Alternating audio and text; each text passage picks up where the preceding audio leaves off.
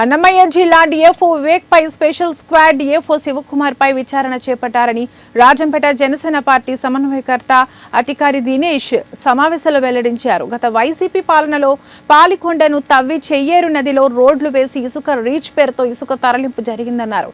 కొండలను తవ్వేసి ప్రకృతిని నాశనం చేయడంపై గతంలో తాను డిఎఫ్ఓ వివేక్ కు అర్జీ ఇచ్చేందుకు యత్నం చేశానన్నారు. అర్జీని తీసుకోకపోగా తనపై డిఎఫ్ఓ వివేక్ ఆగ్రహం వ్యక్తం చేశారన్నారు.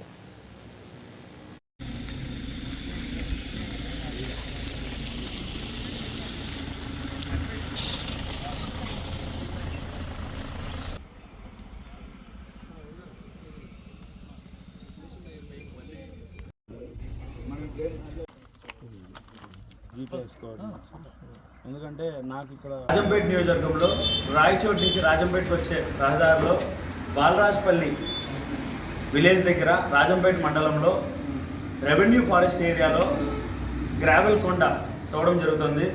ఆ గ్రావెల్ కొండ తవ్వి ఏదైతే చేయూరు రివర్ ఉందో అందులో వాళ్ళు చేస్తున్న అక్రమ ఇసుక రవాణా కోసము రోడ్డు మార్గం వేసుకోవడం జరిగింది. దీని మీద అర్జీ ఇచ్చేకెళ్తే forest officer IFS P Vivek garu అర్జీ ఇచ్చేకెళ్తే ఆయన చాలా దుర్భాషలాడారు. అలానే ఆయన ప్రవర్తించిన తీరు ఆ రోజు చాలా బాధాకరం వేసింది. ఇదే విషయాన్ని ఏదైతే కళ్యాణ్ గారు రాజంపేటకి వచ్చారో ఆయనకి ఈ విషయం వివరించడం జరిగింది. ఆ విషయం మీద వెంటనే స్పందించి పవన్ కళ్యాణ్ గారు, మా అధ్యక్షుడు పవన్ కళ్యాణ్ గారు, అలానే deputy chief minister forest ministry Pawan Kalyan garu దాని మీద వెంటనే స్పందించి వివరణ కోరి ఇక్కడున్న flying squad Tirupati and Pileru flying స్క్వాడ్కి వెంటనే ఆదేశాలు ఇచ్చి వాళ్ళు వచ్చి ఇన్స్పెక్షన్ చేయడం జరిగింది.